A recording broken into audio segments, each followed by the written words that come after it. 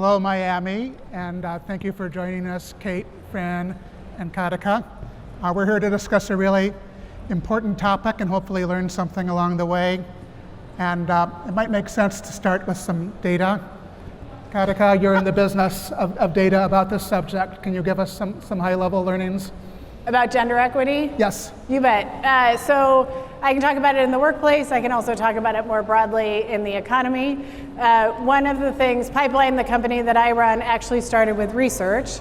And we did research across 4,000 companies in 29 countries.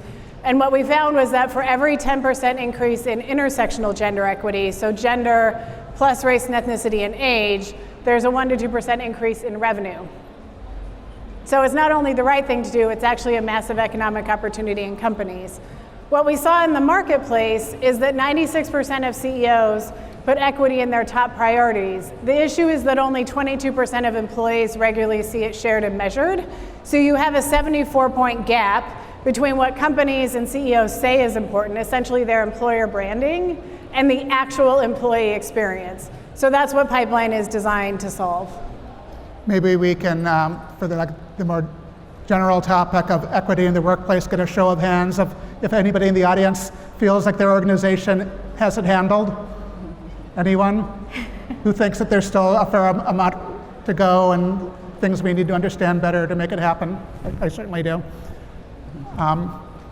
Fran, you've been working on this stuff for, what, about 20 years? Is that accurate? Yeah, close to it. Yeah. You're still fairly new to Micron, but you've been dealing with this at other places for quite a while. Can you talk a little bit about what you're doing at Micron and some of the high-level things that you've learned since you got there and what you're doing to make hiring fairer? Absolutely, absolutely. First, hello everyone, good to be here. For those of you who don't know Micron and what we do, let me talk to you about that just a little bit. Probably when you wake up in the morning, you got a cell phone that goes off, we've got a memory chip in there. Your car, your gaming systems, data centers, we make leading edge memory chips. We are a semiconductor company. We're in 17 different countries. We have 45,000 employees. We call them team members across the world. And our mission is to transform the way people use information so that we can enrich life for all. Our focus around STEM and really providing a platform and opportunities to advance diversity in the workplace is very intentional at our company. You may have heard that we are growing the semiconductor industry in America. You probably have heard of the CHIPS and Science Act. Anybody heard of that? Well, our company announced a few months ago that we are investing $100 billion in Central New York. And to make those kinds of investments, we're also making an investment in people and the talent in the workforce of the future. The focus on the workforce of the future is important to us. We want full participation. And as we're investing in our communities, as we are investing in our workforce to get them ready for the jobs of the future, as we're investing in our K through 12 educational systems, and we just announced a Northeast network that will focus on bringing institutions together so that they can be a part of having to prepare the workforce of the future.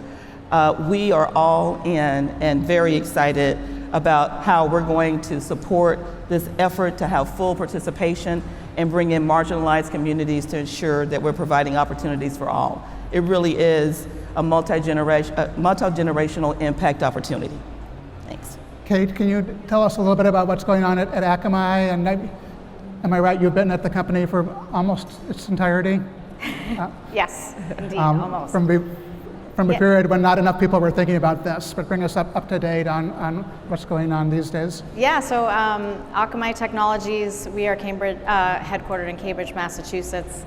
And for those of you who don't know what we do, we power and protect life online. So we have the largest, most globally distributed security and cloud computing platform in the world. So for those of you who were playing marathon games on the internet during the pandemic, you can thank Akamai for that. So I have been with the company for 23 years, and I will say that in probably the last handful of years, I think we have made a real commitment to diversifying our employee demographic, and we're doing a lot of things internally, sort of from just making sure we're using inclusive language, that we don't have any unintentional bias in our job descriptions and how we talk about what we do external to the company. We have measurable targets that I will say we're reporting on both internally and externally. I think they can be probably a lot more aggressive, but we are making progress and we are holding ourselves accountable to meeting those targets. But even more than just internally, we are looking at bringing STEM external to Akamai. And so we have our Akamai Foundation. We are investing millions of dollars in grants to K through 12 STEM education. But the thing I'm most proud of is the Akamai Technical Academy. So the Akamai Technical Academy was started about 6 years ago, and it really is sort of a non-traditional pathway for folks to get into technology positions, focusing really on those groups that are underrepresented traditionally in technology. The Academy basically educates about 25 people per class, and we give them sort of what we call a full scholarship to take the program. And we train people on the fundamental foundational technical skills that they would need to fill technology roles within the company. And so we've been doing this for about 6 years, about 25 folks per class, and we have hired 141 of those graduates. So if you do the math, that's about 95% of the people who've gone through the Akamai Academy have taken full-time jobs at the company. And I think the best thing about the program is that there is no sort of computer science degree required. There is really actually no technology experience required. It is all about having an enthusiasm for technology and really wanting to get into the technology industry. And so we are this year going to start offering this program online. So that means we're hopefully going to be able to target more like hundreds of students as opposed to just 25. So again, I think Akamai is focused on the right things. I think there's a lot more work that we can do. There's a lot more progress we can make, but I do feel a fundamental shift in our real commitment to making a difference. Katica, as you talk to people in a lot of companies, I imagine, is there anything that people are doing right to make hiring fairer? Hiring or equity within companies? Both. Because I think that's the issue. Both for the people they're hiring and for the people who are already there, to give them opportunity. Well, one of the things that we know is that the best way to attract diverse talent is to ensure that your existing diverse talent is successful in your company, and not just in their current role, but they actually have equity of opportunity, right? So we often see the sticky bottom, if you will, for particularly women and women of color. And so one of the things that we actually don't focus on hiring very intentionally, because the bigger issue is equity of opportunity. So as an example, one of the things that's talked about, and we would just pass Equal Pay Day, is equal pay. But one of the things that we've found is that you can't close the gender pay gap by starting with pay. And the reason is that pay is the symptom, it's not the disease. So in other words, pay is this quantitative value that we place on talent, but the actual value happens before that in performance and potential. So we've found that about 1/3 of all performance reviews contain bias, and 4% of the time that actually leads to women receiving lower ratings. And while that 4% might not sound like a lot, it actually modeled out takes women twice as long to be promoted into the same role. So that equity of opportunity is really, really important, both for retention of talent, but also hiring net new diverse talent so that they know that, hey, like my employee experience, that 74-point gap that I talked about, that doesn't actually exist, or at least it's smaller in this company. We've already touched a little bit on education, and if you have an engineering degree, the tech world is kind of your oyster, but there are a lot of people who don't have those degrees, or maybe any degree, or any college at all. is there any way to spread around the opportunity here and give it to those people as well as the folks who, from kind of early in their life, were on a trajectory to do well? Yeah, it's a great question, and I think in general you see a lot of companies rethinking the requirement of a college degree. What really requires a college degree? And we are starting to focus on, in the semiconductor industry, and specifically at our company, we've just launched our first apprenticeship program. And so these are for young folks that are coming out of high school at 18 years old. We're providing them an opportunity to come work for us for 2 years. We're going to train, develop, and cultivate the skills we need for the future, and for them to have a successful career at Micron. But in addition to that, I mean, I think as we are getting the workforce ready, the workforce of tomorrow ready, for our industry, we've got to continue to educate folks around what is the semiconductor industry. So one of the things that we're doing, we are hosting CHIPS camps across the U.S. right now, and I think we're starting our first one in Singapore. But we're bringing in middle schoolers. We are targeting middle schoolers, 8th and 9th grade. And I want to just put a plug there for these middle schoolers. If you think about TAM, total addressable market, when you're looking at the diverse population, whether you're looking at women, people of color, you typically are looking at what's in the pool today. I challenge all of us to think about TAM as that 8th grader in technology that's taking algebra. Start there, because we need to inspire them to go into these careers that are going to give them great paying jobs. And so the apprenticeship programs, we are hosting the CHIMPS Camp, where we are introducing children or middle schoolers to what does a circuit board look like. They are doing activities around that, but we are inspiring folks in this area. But we do have to create, these opportunities for high schoolers. We've got to expand that network of potential talent, where we're not just looking at college grads. That's not the only way to a successful career. Once you get at Micron, you come in as an apprentice, you do your 2 years. We also have opportunities where we will support your development, tuition reimbursement, reskilling and upskilling. I would say we are deploying all of those tactics in terms of being able to achieve the talent market that we need. And we can't do it alone. We have to work with alliances and other tech industries together, as we are really trying to ensure that workforce is ready for the next, what it's going to look like in the next 20 years.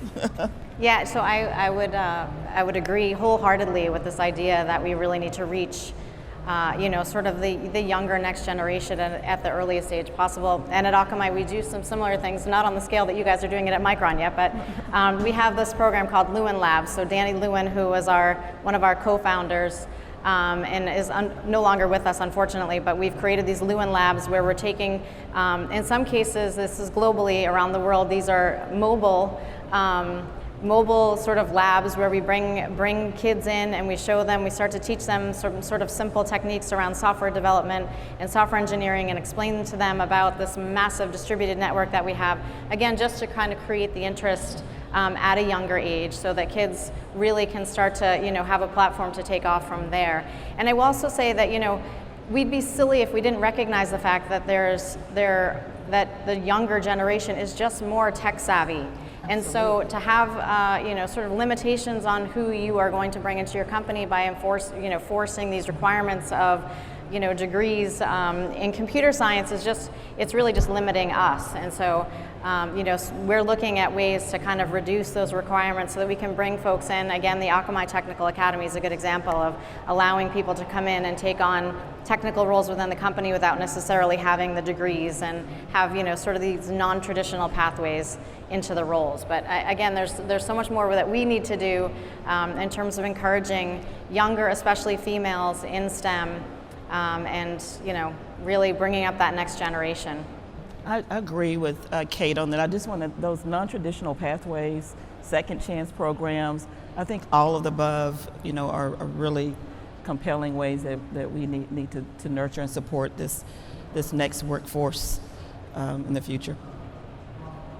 Thinking about these examples of K-12 outreach, I guess my question is basically, how much work do you have to do to make sure that the girls are engaged and the kids who are people of color are engaged, and that pool looks a little bit like America, so that then when they're a little bit older and are getting hired, that pool also looks more like America than tech does sometimes? I think you have to expose them, right? You know, a lot of these children in marginalized communities don't know what they don't know. They haven't seen it. They didn't see it in their parents. And the programs like the CHIPS Camp, Girls Who Code, Girls in Tech, and the other programs that we're doing to do outreach, we need everybody taking part in this revolutionary thing that's happening in America around semiconductor industry. I think there's two pieces that I would add. I'm also a mother of a female middle schooler who's in a STEM school. But there's two pieces. One is, and to your point, actually, so when we talk about skilling, there's a lot of conversation around skilling. It's actually equitable skilling. And there's two pieces to that. One is what you talked about, ensuring equitable access to the skilling opportunities, so that they are designed in terms of outreach, but also in terms of, if you've got a breadwinner mom, she can't not work, right? So a breadwinner mom is someone who earns 51% or more of the household's income, right? And we know that 40% of US households in the United States, moms are the breadwinners. There are 16 million of them, and they support 28 million children. They can't not work, right? They can't not earn income. So we have to make sure that we're actually designing programs with equitable access, so that people, for instance, get paid as they're going through equitable skilling programs, that we're doing outreach to reach people who might not otherwise know about these opportunities. And then the second piece is actually ensuring that once they're in those opportunities, that they have actual equity to apply their skills. So one of the things that we know is that 50% of women in STEM will leave in their first 10 years because of a hostile work environment. So we can give them the skills, but if they don't stay, now we've just cost ourselves more money, because you're basically trying to fill a leaky faucet, right? A leaky pipeline. And so what we need to ensure is that there is a both and. I mean, this is obviously part of what Pipeline does. We actually ensure that where companies are targeting their skilling opportunities, they're equitable, but then once they've actually invested in skilling people, that when they're placed in the company, they have actually equity of opportunity to apply those skills. The other thing that I would add is there's also an understanding of the different types of jobs. Like, these are jobs that have typically, have benefits, have medical, dental, health, vision benefits, have retirement benefits, have paid leave, both vacation, sick leave, et cetera. That is not only the salary that you're earning and the job, that's a different life. That's a different life. That is a different so real. life. That's so real. I mean, because as you talk about that, I'm considering the things that we're doing right now. Mm-hmm. So I mentioned the $100 billion investment. I didn't mention that the resulting 50,000 jobs over the next 20 years in central New York. Some of those will be direct jobs, some of those will be indirect jobs. Yep. But as we're talking about creating flexibility for working mothers, yep, and working parents, or dads too, that have the primary responsibility, we have to look at wraparound services. We have to look at childcare. We've got to make sure the flexibility is integrated into those jobs. And as we are, it's been an amazing experience to watch how the government, this private sector, how we're all in industry are coming together to create these amazing opportunities. But wraparound services, as we're investing, mm-hmm, in Central New York, that has been a real key focus for us. We're investing in supporting the YMCA to make sure there's good quality daycare, yeah, for working parents. So those are great points, and we're actually executing in those ways. Yeah, and I'm so glad you used the word flexibility, because I think that is so key. And the one thing, we learned many things from the pandemic, but the one thing that we learned kind of above all at Akamai is that you do not need to be sitting in an office at a desk to do your job. You can work from home, you can have a remote, you can do your job as well as you did it before the pandemic, in the pandemic, and after the pandemic. And I think this is going to create a lot of flexibility, I will say specifically for the working mom, who oftentimes, you see women are dropping out of the workforce because they feel that it's, their job to stay home and take care of the children, and you can't do that when you're, in my case, commuting 2 hours to Cambridge and then trying to get home to, relieve a daycare provider. So I think this idea of flexibility is so important, and I think it's something that all companies really need to acknowledge and embrace, because I think it will allow for women to stay in the workforce longer and not feel that they need to drop out so that they can take care of their children at home in the sort of those young formidable years, and then have a really hard time coming back in. So we're also thinking about ways to bring women who have left the workforce for several years. How do you get those women back into the workforce? How do we, you have a gap in your resume, how do we make sure that those women are getting opportunities too? So I think really this idea of living in a virtual world is going to make a lot of difference, specifically for folks who are trying to take care of children at home, or parents, or And I think we have to look at the whole ecosystem, right? As I go back to whether it's childcare, workforce development, all of it has to be taken into consideration. Marginalized communities, they may have issues with transportation, and in today's environment, I think corporations have to take a look at that. How do we support ensuring that folks can get transported back and forth to work? What does that look like? So the whole ecosystem is starting to shift around what it looks like to have a successful career. We're talking about this at a time when the tech industry is going through some challenges, maybe not so much in Miami, but in a lot of the country. Right. And I imagine it's kind of tempting for companies to kind of drop the ball on this if they're not hiring like crazy and promoting like crazy. I imagine it is important to keep doing this, but any particular advice for how companies can continue to focus on this, even if their plates are kind of full with other challenges at the moment?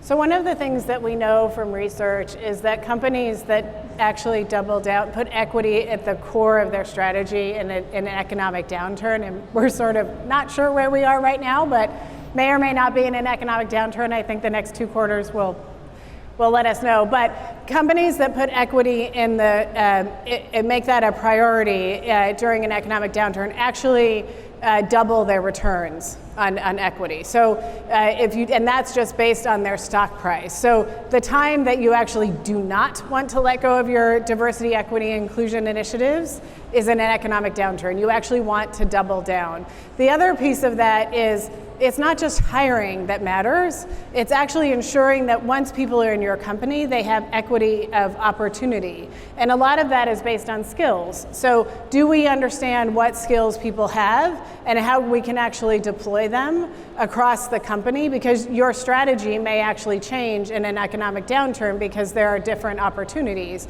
So how do we move people around? And then once we actually start to come out of that, it's positive. The one thing that I'll add is that unfortunately, in tech in particular, so women make up about 26% of the tech workforce, but they've been about 65% of the layoffs. Jeez. And that is exactly what we do not want to do, particularly now, because during COVID, we actually leaped forward 5 years in terms of digital acceleration. So there's a lot of conversation around artificial intelligence. That leaped forward during COVID. So we're actually at a really critical inflection point, if you will, in terms of equity in the tech labor force, because we will either hardwire our biases into artificial intelligence, and we've seen that, for instance, with the Amazon hiring app, or we've seen that with the Goldman Apple card. That's one, or we can hardwire them out. And we know if we hardwire them out, we can actually have the opportunity to achieve equity in our lifetime, not the 151 years that's currently projected in the labor force, and there's actually economic returns. I mean, we know, for instance, from Pipeline that companies that use our platform increase equity by 67% in the first 3 months on the platform. So the question isn't really, can we reach gender equity? It's will we choose to? It seems like if you aren't hiring like crazy, that's a great time to look inward and make sure the people you already talent's there. are getting as much opportunity as possible. That's right. Yeah, I mean, I think smart companies realize that if to have, diversity of thought from people of different backgrounds with different experiences, you're going to get better outcomes. And so, again, the smart companies really should know better and should be thinking about the fact that DE&I is critical regardless of what's happening in the sort of economic climate or, sort of the economic climate of the company in general. I will also, throw out the topic of mentorship and sponsorship. I think for those of you who are out there looking for roles in technology and wondering where to start and how to find these alternate pathways or how to find support to do that, mentors and relationships are so key to that. And, in all of the people that I speak with, my colleagues here on the stage, there's a genuine desire to give back. To recognize that we had sponsorship and mentorship as we were coming up, and we want to give back. And so don't be afraid to ask for a mentor. Don't be afraid to ask for some time. Don't be afraid to reach out, because I will say that genuinely people in our position are really looking to help and to give back and to give their time. And so, I think whether you're internal to a company or you're looking for a job outside, that's something that I would 100% advise that you do and not be shy about. I would add, and I agree, and I think sponsorship and mentorship are critical. When I think about, do you double down on diversity and inclusion, I would say absolutely. We were intentional around putting together a robust program that didn't just touch on the typical representation, inclusion. We also expanded it to include targets and opportunities to expand diverse suppliers, looking at financial institutions, doing cash investments in banks that are owned by minority and women, and that was kind of expanding outside of the traditional. But what I will say, because of our intentionality, for the past 4 years, we've increased representation of women. We are now at 31%. We exceed that 26% of our workforce awesome. is women. That's 25% of all of our engineers are women. That's awesome. That is significant. So I think the benchmark, especially in the semiconductor industry, is critical. But that focus on diversity and inclusion, we put a program in place about 5 years ago to increase the number of women who are submitting patents. These are inventors. This is innovation. And we focused on ensuring they had the right skills and getting them the right development and the right focus. 4 or 5 years ago, our number of women inventors was around, like 50. Today we're almost 200 because of that intentionality. Nice. So 22% of all of our original patents are coming from women engineers. So to your point, Katica, it makes a difference to have that focus. Everyone needs to feel included and a part of the success of any of our companies. But yes, it makes a difference to have these programs in place. Yeah, and along with the skills, they need the support and the sponsorship and the mentorship. Absolutely. So, I think it's like that intentionality is so important. Yeah, and that's the word of the day, intentionality, everybody. I love it. That is an inspiring note to end on, and here's some great numbers. I hope we get to continue this conversation in one venue or another, and that maybe in a couple of years from now there are some happy surprises in terms of how much progress you've all been able to make. Kate, Fran, and Katica, thank you so much for joining us. Thank you. And thank you, audience. Thank you. Enjoy the Thank rest you of so your much. conference. Thank you.